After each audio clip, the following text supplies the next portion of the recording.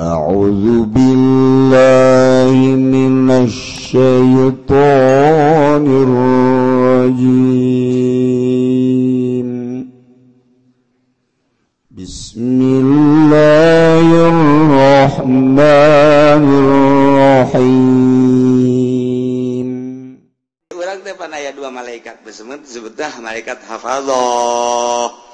Katuhu aya dikenca aya ke asal maghrib asar nu ieu naik ke turun jang nu peuting disip sarua malaikat ge disip aya sip 2 nya ge sarua.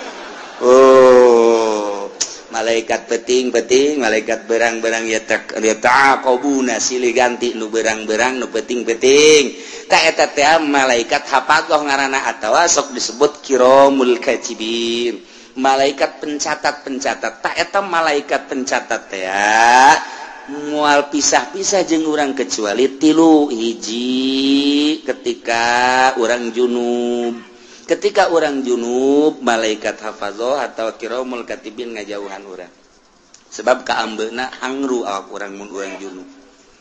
Mantak urang lamun hayang dibarengan sanajan urang kitu junub wudu nggak masalah tuduh abeh malaikat tetap aya di urang. Nomor kedua ketika goit ketika urang ngising malaikat embungeun cekeuna aing membungkan tempat bau-bau kos gitu malaikat lain parantina tuh aing mah embungnya nungguan di tukang di luar ke lamun urang geus beres ngising nak karak. Nomor katilu ketika urang jima jeung pamajikan. Ketika orang jima jeung pamajikan nyana mundur sebab nyana membungeun kos kitu. Embung aing mah kos kitu mah urusan sia teh kos kitu mah. Wah, beres eta malaikat bungeun. Nah, disalian eta terus bae jeung urang naon bae dicatet. Ta ieu mentak istahyu cek Kangjeng Nabi. Sing isin maraneh kabeh ka malaikat nu aya di gigireun maneh. Geus urang jaga lantaran nyana selalu nyatet ka urang sing isin ulah sok sataranjang sebab nyana embungeun ngabarengan urang sataranjang lamun aya jelema make carana pokek saki eta malaikat ngajauhan embungeun bung jakeun aing meneuleuh-neuleuh kos kitu tah teu hayang montak ulah rapi tuh kan ya wala taksibu kullu nafsin illa 'alaiha. Jadi jelema anu ngalaksanakeun dosa kembali na kanyana keneh. Nyana musyrik yang nyana kafir yang nyana munafik yang nyana maksiat yang nyana. Wala taziru wizra ukhra wala taziru waziratun wizra ukhra. Wala taziru mual bisa nanggung nafsu nawakawakan waziratun anu berdosa wizra ukhra kana dosa nu sejen boro-boro nanggung nu batur pugununya naga setengah egeug dosanya dosa urang teu bisa dosa urang ditanggung ku nyana boro-boro dosa atuh cangkilang di urang ge ku ari urang dek Mekah rebo urang babawaan tas gede geus puguh di kabin kemudian atuh tas letik aya 2 kemudian tas paspor di dieu hiji beubeulian segala kapal segala naon boh rebo sakumaha tas balik di Vietnam balik di Mekah tah ieu teh babawaan nu katuhu aya nu kenca aya nu digantungkeun di dieu aya boro-boro endek ngabantuan nu sejen puguh nu nyana ge teu kabawa tak ieu keur carita babawaan di dunia teu bisa atawa aya jelema manggul ini sakintal, nu urang sakintal deh pang manggulkeun deuk kumaha manggulna. Pugu ai ge ieu sakintal teu kabawa kabeh sakana ieu aya keneh ditunda. Sia hayang dipangbawakeun teu bisa. Ka eta keur carita babawaan bae kos kitu. Nah ieu di akhirat dosa urang ku urang, dosa batur ku batur teu bisa. Dosa batur ditomlekeun ka urang, dosa urang ditomlekeun ka batur teu bisa. Wala taziru teu bisa nanggung awak-awakan nu berdosa. Nanggung karena dosa nu sejen teu bisa kusorangan bae eta mah masyaallah malah mah kahadean urang anu bakal diserot ka batur ketika urang ngalaksanakeun zalim urang puasa, urang sholat, urang zakat, urang haji, tapi ternyata orang pernah ngazolim batur. Nah yang ke di akhirat di sidang, begitu di sidang teh salat orang bagus, zakat orang bagus, segala rupa orang bagus, jol bae jelema anu dizolim ku urang teh neluh misalna urang, nampiling misalna urang, najong misalna urang, ngomong atau orang nyaga caprak di harapan batur, datang ke batur teu ngeunaheun atawa modal pamarentah aya jelema ieu boga bangunan di dieu, kemudian atuh ieu teh kena planning pemerintah tanpa diganti gaet bae pemerintah zolim ngaranna, eta kan zolim nu kitu ngaranna. Kata orang boga taneuh kemudian dicokot ku batur, tah ieu tah zolim ngaranna. Urangna puasa, urangna salat, urangna zakat, tapi aya taneuh batur dicokot ku urang. Ah, sia sing hade di akhirat timbang. Begitu ditimbang bagus, jo jelema. Malaikat ya. Kumaha eta amalna bagus? Alhamdulillah bagus. Ieu tinggal ka sorga bae. Deuleu buku nu hijina. Periksa. Nah, aya catatan zalim. Oh bener. Taneuh abdi direbut ku nyana. Ieu hak abdi wawarisan ti abah. Kemudian ku nyana bae dicokot, abdi geus merengek-rengek, abdi boga anak, boga incu. Abdi teh hayang ngajual demi untuk kelangsungan kehidupan anak pamajikan jeung incu abdi, tapi dikuasai ku nyana. Zalim, perhitungkeun malaikat. Perhitungkeun. Di dunia abdi teu bisa memperhitungkeun lantaran nyana gagah jasa. Teu beurang carana golok geus aya di bibir abdi. Jawara jana mah kuari jajawaran, hai siap pokona mah. Hah, tanah abdi. Ayo hitung. Hitung jadi kumaha tuh perhitungkeun kumaha miskin aya kumaha. Waduh ieu mah kadzaliman ieu. Nah geus kieu kudu kumaha teh ya kahadeannya nah ka dieu ke salat kakak cokot ku adi, haji kakak dicokot ku adi, jazolim taneuh teh 1 hektar makan impan kali 5 juta pan semeterna beuh pohar jasa. Di mana 5 juta? Lah ngomong lah 5 juta bae heulana. Tuh kan. Wah, dicokotan kabeh tinggal kakana bae. Atuh beak ieu mah. Beak itu kabeh. Bahkan cek malaikat kabeh ieu kahadean geus dibikeun ka dieu masih kurang keneh. Nah, lamun kurang keneh kos kitu kagorengan abdi teu beuleuh ka nyana. Kabagusan gajaran-gajaran kakak cokot ka adi, yeuh kagorengan adi lantaran kurang keneh. Ieu bae. Ya, naon kitu ngaranna dosa-dosa dia bikeun ka nyana. Geur mah dicokot kahadeanana diteumleuhan ku dosa, muflis ngaranna. Cek Kangjeng Nabi manil muflis anu muflis, nu muflis mah engke nu datang di akhirat ganjaranana dibikeun ka nu ngazolim. Dah, naon kitu era dosa nu zalim dibikeun ka nyana. Yes, tinggal nyana nu ka neraka, tinggal ieu bae ngeunaheun si adina. Ai surat. Dadah kakak sorga. Tinggal kakakna bae gelenceng ka neraka. Tah eta mun carita jeung kakak, carita jeung tetangga, carita jeung dulu. Mantap ngeunaheun urang mah lamun kos kitu aya nu dicokot ku batur. Hah, asal bisa mawana bae sia. Di akhirat sia ku aing. Geus beres. Nu urang tetep nu urang boga motor jalaina ngridit ieu mah aing meuli asli jasa cokot ku batur, tinggal urang mah hak bae. Laporan ke polisi engkena bakalna waduh leungit embe kudu bayar ku sapi mah bakalna. Polisi di Indonesia mah kos kitu leungit embe urang bayar ku sapi malah geus aing ngomong. Ka kiai bae geus, ka kiai ge atuh sapira kiai lah, nyaho manjur nyaho teu doana geus. Beres geus bae itu ngenenangkeun pikiran bae geus. Dah geus sama kuang ge bae di akhirat. Nah, engke di akhirat timbang. Malaikat poswan saya mana? Poswan saya hilang, jam 3 tidak ada. Emang jam 3, jam 2 mah main bola keneh kula neuleuh. Si emang nonton main bola. Jam 3. Beureun pamalinganna milu jeung kula main bola eta cak. Jeung kumaha ge milu nonton. Ya, poswan heuh. Hendek lompat ka mana? Ayat catatanana di mana berdasarkan laporan malaikat kiramul katibin malaikat hafadzah nu malingna ieu. Ieu catatanana malam anu tanggal sekian tah ieu tah laporanana. Oh eta kan nyelesikeun hiji ge angel. Lantaran nu dipaling motorna, nu dipaling mobilna, anu dipaling taneuna. Anu dianiaya pada eta hiji bae ge angel. Da seurang narangtung mata poe ngan sadeupa sakieu.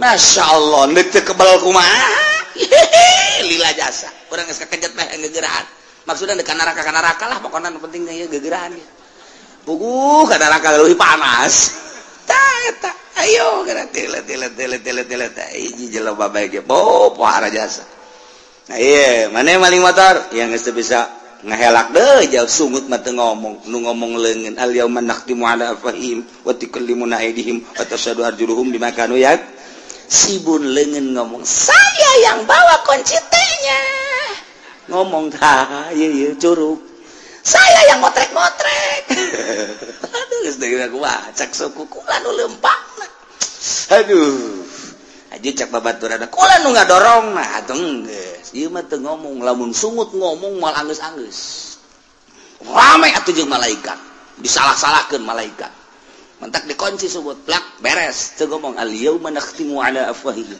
wa tukallimuna aydihim nu ngomong leungeun arjuhum suku wabeh bima kanu yaksibun naon nu kunyana dipigawe ngomong kabeh ya Allah nah iyalah wala taziru wazratu wizra ukhra ha summa ila rabbikum marji'ukum bakal babalik kabeh ka pangeran fayunabbiukum bima kuntum fihi takhtalifun Allah bakal ngabejer beaskeun ngajelaskeun kana naon nu ku aranjeun dipermasalahkeun diperdebatkeun kitu ikhtilafkeun dipacentraungkeun cak Yahudi pangeran teh Uzair cak Nasrani pangeran teh Isa ibnullah Tritunggal cek Sinto pangeran teh Panon pa ieu bima kanu yaktalifun bila kuntum fi taktalifun nu kuarina diperbeda-perbedakeun dibeda-bedakeun diperdebatkeun tentang pangeran cek ieu Uzair cek ieu Isa cek ieu Maryam cek ieu kitu Panon poe cek ieu mah batu cek ieu mah kayu engke bakal kanyahoan penjelasan langsung ti Gusti Allah ketika urang babalik ka Gusti Allah urang mah kuari alhamdulillahirabbil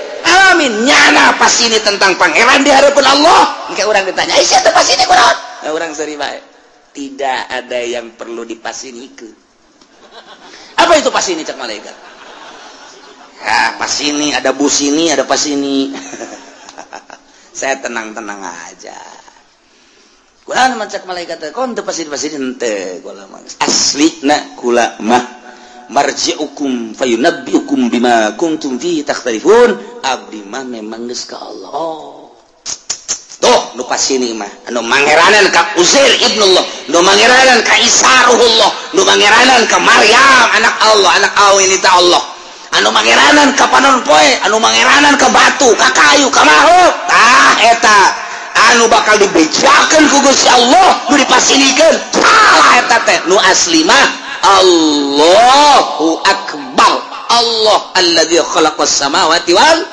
abdi mangeranan ka Allah oh tenang urang mentak urang neuleuh nu pasini engke di akhirat teh urang mah tenang we kalep paje kana si Rudin sama bangun tenang amat tenang kolot tenang dek naon tuh dipasinikeun itu batur keur pasini kula menungguan lawang sorga dibuka wah aki-aki sombong sih aja tuh kuari mah sombong ya wayahna cek senang kuari mah sombong ge cek jadi sih mah aki-aki anu sok ai jumah na isuk-isuk teh gawe sih maki gawe naon teh mah ka Allah pangeran Allah kuari nu bogana Allah anu ngetaratur ka segala rupa Allah ye sagedeung deui ieu deuk bawa ka sorga ku Allah aduh aing henteu hanjaka teu kosia we ki ye kuari si hanjaka baheula masih aing hayang ngabonceng Gusti teh dibawa pan kuari kakara kerasa Gusti ya engke bakal yang jadi aki-aki anu nurut teh nuju mana isuk bae nuju mana 11:30 tapi 11:30 kayak lumayan kene sih endog-endog bae menang wa huwa alladzi ja'alakum khalaifal ardi wa rafa'a ba'dakum fawqa ba'din darajat wa huwa aitadimma wa huwa rabbu kulli syai Allah teh anu mangeranan kana seluruh perkara tambah deui wa huwa Allah teh anu allazi ja'alakum ngajadikeun karanjeun kabeh khalaifal ardi khalifah di muka bumi, pemimpin di muka bumi, raja di muka bumi. Nang Allah kade urang mangan sakadar ngalaksanakeun doang kuari urang moal kebel deui bakal ngalaksanakeun pemilihan khalifah tenang Allah geus aya catatanana ti Gusti Allah. Mentak bahasa nage kakangjeng Nabi Daud, ya Daud inna ja'alnakum khalifah. Hei Daud, kaulah ngajadikeun ka anjeun teh sebagai khalifah, pemimpin dunia, pemimpin negara. Jadi sarua allazi ja'alakum khalaifal ard. Allah teh nu ngajadikeun khalifah nu mantak tergantung kumaha Allah bae. Negara nek dikacrutkeun, nek dicilakakeun, Allah mimpin ka eta negara nyadiakeun pemimpinna anu zalim. Allah dek gabereskeun eta negara statistikna misalna penataanana dan lain sebagainya. Allah mempersiapkan jelema anu jujur bagus anu pas jadi pemimpin. Jadi geus dipersiapkeun ku Allah, ulah tinggal ngalaksanakeun bae. Seperti orang pemilihan Banten, kiai kurang kumaha haram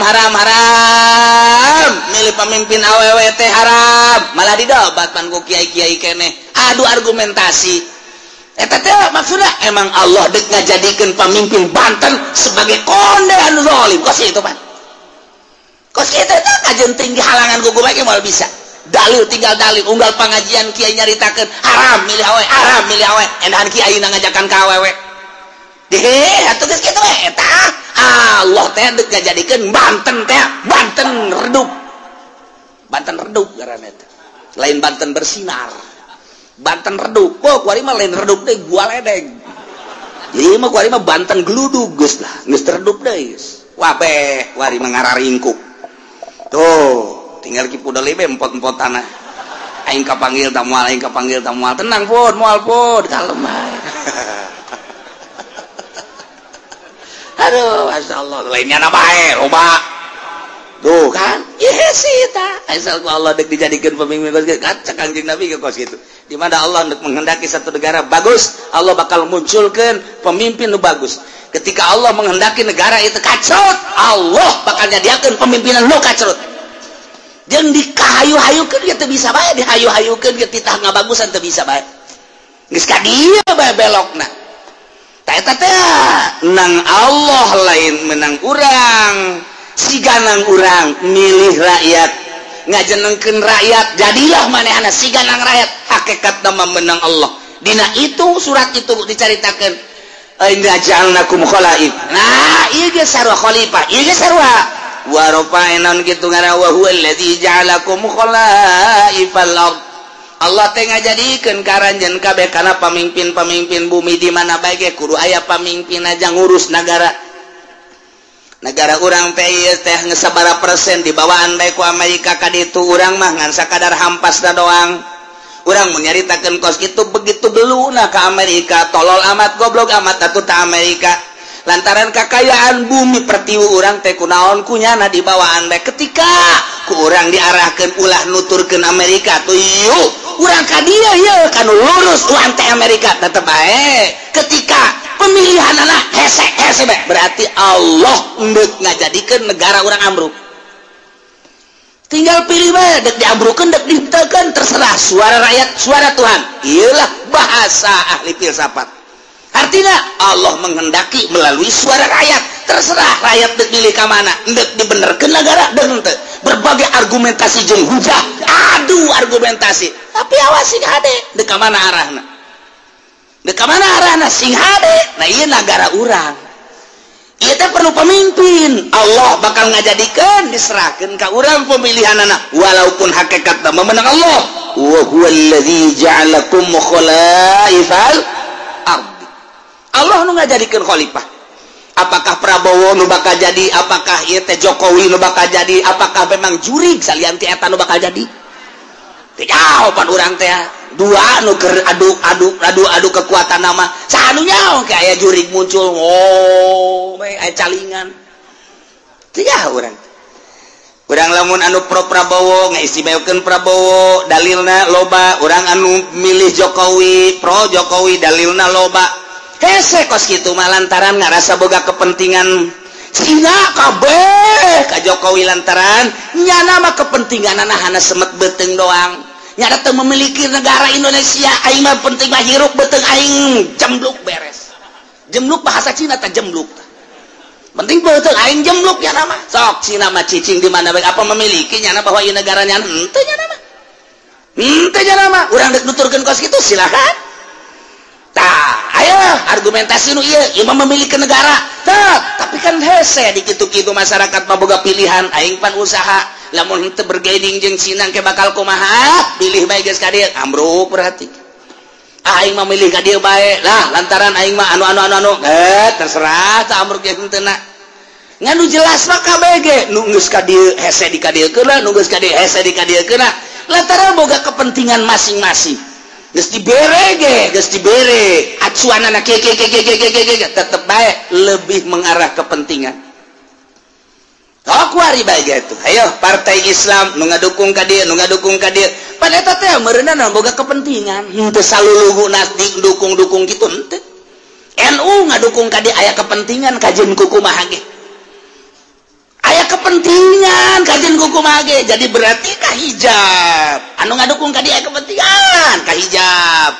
Tapi kepentingan ieu lah anu ku urang deuk dibersihan teh dina ilmu thariqah mah mun deuk ibadah carita mun deuk ibadah satungtung aya kepentingan di luar Allah cilaka eta teh nu hese ge nu mentak ditanya Tuan Syabdul Qadir Tuan aya nu istimewa si kumaha ibadah istirahatkeun abdi puguh geus istirahat awak mah gampang tondo istirahat mata sare coli geus terlalu loba ngadengekeun kitu suara-suara istirahatkeun ku urang bisa sare bisa ka gunung bisa ka leuweung awak lantaran terus-terusan bae urang bekerja capek istirahatkeun ku urang mungkin istirahat di puncak di Indonesia mah di Bali misalnya ka Singapura misal istirahat gampang tambah kos kitu mah cek Imam cek Tuan Syabdul Qadir haha istirahat kos kitu mah tamah istirahat nihil.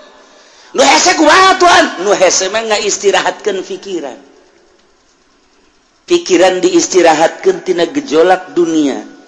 Nu tatadina dunia bergejolak dina pikiran urang, tina sapeda hayang motor, tina motor hayang mobil, mobil ge hayang sababaraha macam istirahatkeun geura kos kitu teh buka tunda di dieu. Indah ge. Urang tatadina yang boga jabatan ti dieu hayang ka dieu mun karyawan teh mah karyawan biasa hayang personal hayang jadi kitu wakil direktur jadi direktur istirahatkeun geula simpen di dieu segala rupa istirahatkeun urusan duniawi istirahatkeun ka Allah keun hiji kumaha carana Tuan carana gampang nuku urang diangan-angan nuku urang dipikir-pikir soal dunia eta teh fana rusak bakal ditinggalkeun urang bakal ninggalkeun dah ima nyana ninggalkeun urang ti heula wa ima urang ninggalkeun ti heula nu jelas mah kabeh ge rusak disebutna fana masa sih urang ngudag-ngudag nu rusak nu bakal ditinggalkeun maningat ge urang ngudag-ngudag anu bako pikiran urang kanu maha bako Allah subhanahu wa ta'ala awalun bilam tidak wa akhirun bilam tiasok lempengkeun geura ka Gusti Allah angan-angan piceun timpen di dina tah istirahat eta nu hese mah istirahat mata mah reup hees istirahat ceuli mah gampang malah istirahat mata mah bari ngaji ge loba toel kuda sia ngaji istirahat mah nu kos kitu mah istirahat mata istirahat ceuli istirahat awak gampang cek Tuan Syabdul Qadir nu hese istirahat angan-angan jeung pikiran lamun eta geus bisa diistirahatkeun tek ketika aya naon aing keur istirahat di kos kitu ayalah tawaran jabatan teu aing keur istirahat aya tawaran awewe teu jore tapi aya ke harapannya eta tolol teu goblok istirahatnya setengah-setengah tahu istirahat Masya Allah urang lamun geus bisa ngaistirahatkeun kos kitu mata hate ka Allah akhrij hubad dunya min qalbika fa inni la ajma'u hubbi wa hubad dunya fi qalbin wahid keluarkan gerak hubud dunia dina hate lantaran cek Gusti Allah aing moal ngahijikeun hubud dunia jeung hubud ka aing di hiji hate keluarkeun nu mantap diibaratkeun ieu teh awa iktea okos kitu non ngaranna okos belantara urang lempang ninggalkeun belantara serut geus ketinggalan ta dunia hiji keur ngaharepan akhirat kuari urang aya di ranah akhirat ternyata ranah akhirat ke masih kena hijab kene tinggalkeun teu kanyunieun akhirat geus ninggalkeun dunia ninggalkeun akhirat kuari urang kanu nyieun dunia jeung akhirat Allah mun geus kadinya indah jasa eueuh kabungahan kecuali bareng jeung Allah eueuh kasenangan kecuali bareng jeung Allah kieu bae sih kuari kieu ye urang lempah babarengan jeung nu boga pabrik egel waduh egle geus kuari bae egle geus urang babarengan jeung nu boga di pasir teh pabrik naon garang-garana Gajah Tunggal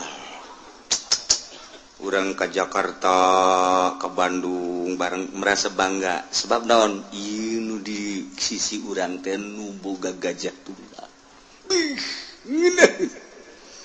dek ka restoran mana tinggal dek ka hotel mana tinggal reup dek hiburan nu mana tinggal daek sebab nyanalah nu sugih menanggulangi urang aya satu kebanggaan nu hayang bangga boy pohara jasa atau urang babarengan jeung nu boga lipo boh dunia san urang bae kabeh ngontrak aing doang pohara jasa eta keur carita dunia bae urang nu hobi jabatan gila jabatan bareng urang jeung bupati satu kebanggaan kiai nu babarengan jeung bupati teh ngarokona ge geus lain wah eta jenama overdosis eta overload eta aduh kabeh kadeuleun ku batur aing kiai keur bareng jeung bupati bangga jasa naik nyana jeung menteri dua ngarokon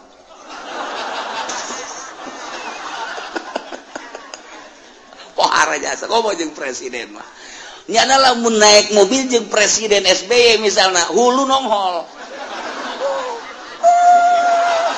dekat tabrak henteu pokona mah geus kitu bae eta mah satu kebanggaan atuh cak polisi ge we ieu geus make nguing-nguing ieu make patpal geus kudu kitu teu ya patpal mah aing mah kana kadeuleum tolol teh panjenengan we eta da satu kebanggaan turun teh jeung presiden eta dunia teh mah urang mah kuari bangga jeung nu nyieun langit bumi katutna jeung Allah masyaallah karim anu sugih papadana anu gagah papadana beunghar papadana anu sagala-galana tandingna kok teu bangga sih jeung Allah masyaallah matak hanya wali-wali Allah lah anu seuri sorangan sebab ngarasa indah duaan jeung Allah senyum sorangan bunga jeung Allah batur mah boga mobil riweuh rusak kudu ka bengkel bensinan tetap sekirus Lexus tinggal Lexus baby band tinggal baby band mogok bae kajen kukuman tapi urang mah jeung Allah ketika babarengan jeung Allah geus teu kudu naik mobil Lexus baby band kanon gitu ngaran mobil-mobil mewah teu kudu hayang ka mana sia cak Allah teh abdi mah hayang ka Mekah hayang leumpang apa hayang ibarat kumaha Gusti Betul ngalengka bae itu tah dideukeukeun kan lawa eta Baitullah keur ngalengka jeung Allah mah babari jasa ya Allah mobil geus nilaian kapal nilaian naon sebab teu kudu ngabensolan teu kudu ngabensinan teu kudu ieu mah deukeut jasa dibere ilmu toy geus datang Mekah kuari yang mah deui cak hayang balik ka Indonesia nek naon tuh rindu ka anak tolol sia mah pan keur jeung aing si rindu ka anak ka pamajikan meureun ya kitulah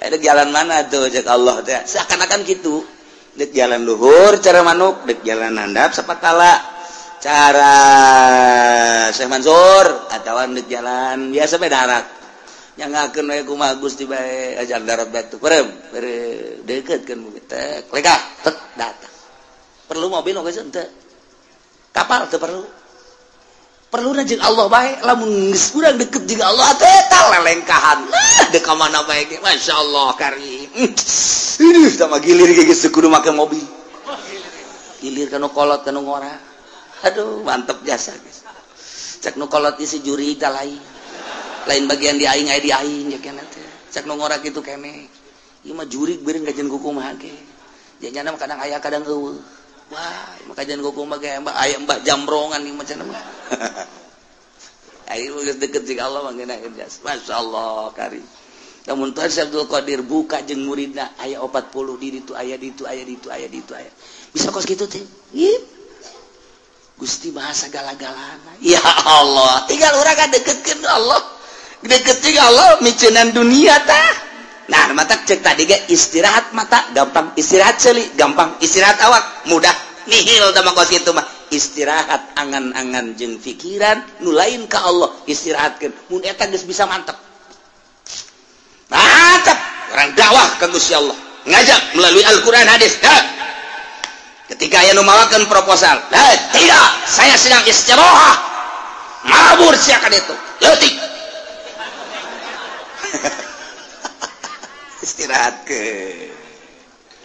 aya nu mere mobil ti gubernur aya ieu mobil hadiah ti gubernur kok mere hadiah lantaran nyana geus karasa kadukung jeung kadoakeun aing istirahat tina pemberian ti pamarentah bawa ka ditu Gusti teu hayang aing istirahatkeun kitu karak pol ka Gusti Allah gimbir jelema okos jelema tapi lain okos lain jelema tapi jelema sebenarnya saha sih nyananya eta istirahat didokeus gitu lamun urang geus bisa ka istirahat berutan Tuan Abdul Qadir istirahat angan-angan istirahat pemikiran selain Allah karak cekas ujianna eueuh nanaon nah balikan deui Allah teh allazi ja'alakum khalaifal ard anu ngajadikeun karanjeun kabeh di muka bumi sebagai khalifah penggede pemimpin raja-raja khalifu badukum badon fiha ngagantian nu geus digantian aya ne ngagantian man badau berarti mimpinnya sebagian kana sebagian deui wa rafa ba'dakum fawqa ba'din darajat jeung Gusti Allah teh anu ngangkat ke sebagian aranjeun fawqa ba'din di luhureun sebagian deui darajatin kana harta diangkat ku Gusti Allah teh darajat dan nu ieu diangkat nu ieu diturunkeun nu ieu diangkat nu ieu diturunkeun deui nu mantap ku Gusti Allah teh dibere darajat aya jelema nu dibere kasep aya jelema nu dibere jore aya jelema dibere sugih aya jelema dibere fakir aya jelema dibere mulya aya jelema dibere rendah aya jelema dibere pinter jelema dibere bodoh aya jelema dibere kuat nu hiji deui dibere lemah ieu kabeh lain berarti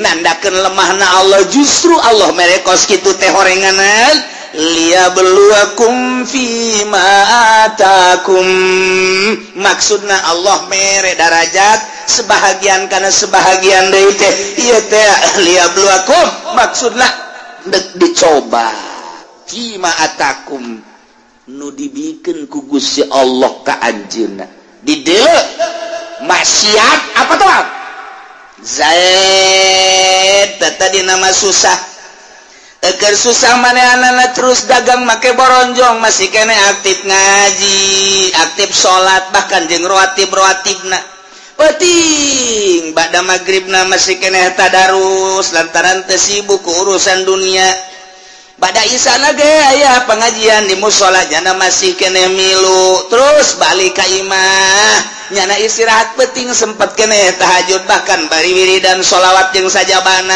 eta teh hirup sederhana bagus cik Gusti Allah nyana ngan sakadar ka pasar balik deui ka pasar balik deui kuari banyana teh dibere ku Gusti Allah cik kuaring ciadek dibere coba berubah apa henteu warisanana warisan ti kolotna teh kajual nyana boga kuari duit 500 juta nyin ruko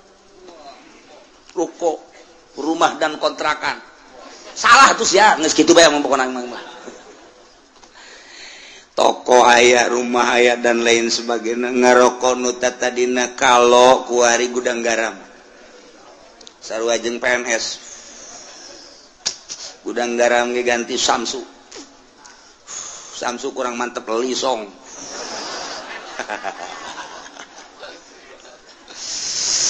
atuh kuari mah bajuna geus sing ciripit lain deui kamari malah di bawah sederhana beuh kuari mah geus mantep jasa kuari mah mobil lagi Fortuner 500 juta tuh pohara jasa geus kajieun ruko jeung boga mobilnya ngadean imah kotrek aya pohara jasa kakembangan di sisi mana aya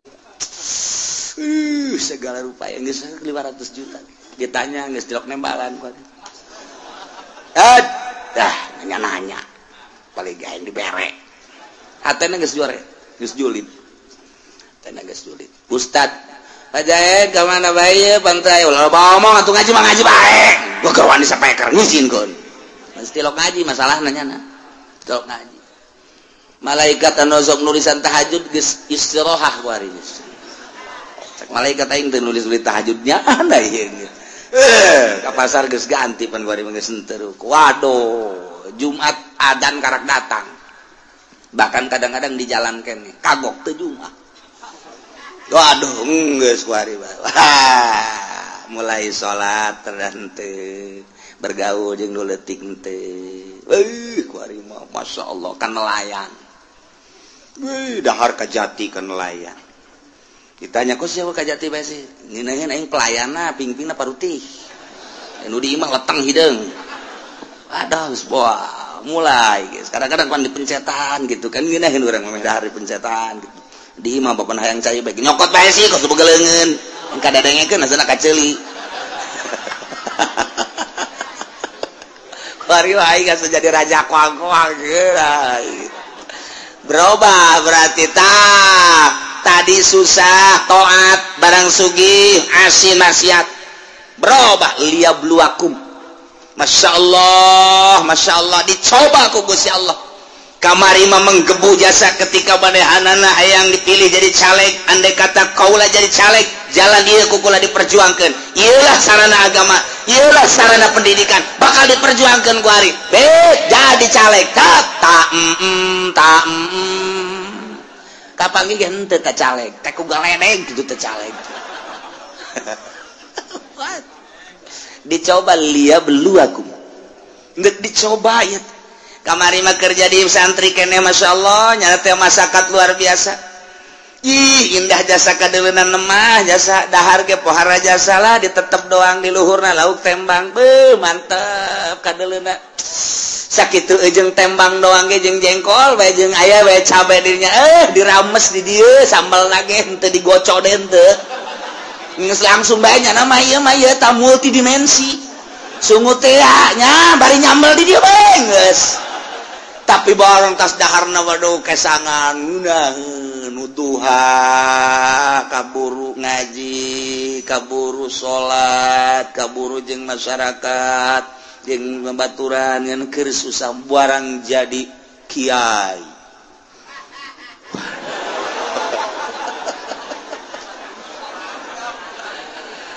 tewauh jeung nu leutik masyaallah mun ngariung teu diberkatan marah aduh ieu jadi kiai mun dahar kudu loba bae deungeunna dan lain sebagainya wah cak Allah ditambahan predikat kiai kok jadi kos kieu jadi takabur endahan iring-iringan jeung camat jeung bupati teu puguh nu diperjuangkeunana iring-iringan nu kos karait liyabluwakum dicoba berbagai macam nu susah disugihkeun anu pinter anu bodoh dipinterkeun nu lain kiai dikiaikeun coba ta ieulah wa rafa'a ba'dakum fawqa ba'din darajat liyabluwakum fima atakum istiqomah henteu manehanana ketika istiqomah ngaji bae keur susah ngaji kesenang ngaji bae kemudian nyana teh keur pakir ngaji sore ngaji bae jeung jelema kitu-kitu bae istiqomah berarti ieu mantep ieu dicobana ku Gusti Allah toat bae dah keur teu boga mah pikiran zakat aing barang engget ya ibadah gitu ngaran aya ta dunia zakat barang sugih jasa poho zakat iya belu aku masya Allah mentak fluktuatif ku Gusti Allah teh naik turun kadang orang dibere susah kadang orang dibere susah kadang sugih keur diperhatikeun ku Allah dicoba susah sia kos kitu ibadah sugih sia kos kitu ibadah kos kumaha coba yuk nah kuari sehat keur sehat sia pohara jasa keur gering coba kumaha keur sehat kumaha keur gering kumaha keur ai keur sehat tilok Allah-Allahan ai keur gering Allah-Allahan barangnya na berbaring di rumah sakit Allah eta sanu ngobrol bae awaskeun aing kaganggu zikir aing Allah ulah ngarobrol bae dinya gitu bejakeun aing keur zikir Allah cak anakna bah abah ieu keur sehat bae tilok Allah ulah loba ngomong atuh sia loba mah sia nyinggung ka aing goblok cak anak nangeunaan ngadenge apa kuari mah keur muriang mah Allah-Allahan bae bah mendingan muriang banyak sia naonan kamma ge bager kamma abah keur sehat mah beak dicak-cak didangkak po dicarekan bae kula nu sedih nama barang muriang mah masih ka mana ulah kena ka mana gitu ampura tangeunahna sada kula abah mah mending ulah cager-cagernya dicoba ku Gusti Allah barang dek sehat teh rada sehat deui ku ari masih ka mana tuh cak lagi mending ulah cager abah mah dicoba eta ya Allah liya belu aku masya Allah nah, supaya stabil keur susah keur senang keur sehat keur gering keur sugih keur fakir keur jadi rakyat keur jadi pejabat tetap ka Allah masya Allah mantap biasa wa rafa'a ba'dakum fawqa ba'din darajat maksudnya liyabluwakum fi ma takum awas inna rabbaka sari'ul iqab sanyanya pangeran anjeun kancang capat nyiksana bagi jelema nu berubah anu tadina ibadah jadi henteu atawa tadina teu ibadah leuwih radikal awas inna rabbaka sari'ul iqab gancang nyiksana cepat nyiksana kacepetanana lantaran diudang paeh siksa wa innahu laghafurur rahim sanyana Gusti Allah teh maha pisan ngahampura yakin aya laman di dinya gopurna segat mau balago yakin biasa Allah teh maha hampura jeung maha welas asih lantaran manehanna nama dipakai ibadah bae ka Gusti Allah susah teu boga naon ibadah barang boga naon hartana dipakai ibadah bae senang pakai ibadah kernya lemah ibadah baik kuat ibadah kerja di rakyat jadi ibadah kerja di pejabat jadi ibadah baik nah ibadah disadiakeun wa innahu laghafurur rahim jadi engke kadituna hasil cobaanana ku Gusti Allah anu taat bakal dibere ghafurur rahim surga anu maksiat bakal dibere sari'ul iqab hasil cobaan Allah bakal seperti itu tinggal urang kuari nu dicobana baheula keur susah kuari keur senang beda henteu aing ieu ketika aing baheula jadi rakyat kuari jadi pejabat beda henteu ieu aing ieu ketika baheula jadi santri kuari jadi kiai beda henteu aing ieu maksudna kemantepan ka Gusti Allah na introspeksi dirilah lantaran naon bae anu dibere ku Gusti Allah ka urang sebagai cobaan yeuh lamun tamat cobaanana urang teh kitu nurut ka Gusti Allah taat bakal dibere ghafurur rahim lamun maksiat bakal diberena sari'ul iqab mudah-mudahan urang kabehan dibere sadar bentak mata hati urang diistirahatkeun pikiran-pikiran urang tina duniawi dimantepkeun keyakinan urang ka Gusti Allah sehingga urang ibadah mantep istiqomah ka Gusti Allah sehingga urang menang ridho Allah subhanahu wa ta'ala wallahu a'lam bissawab.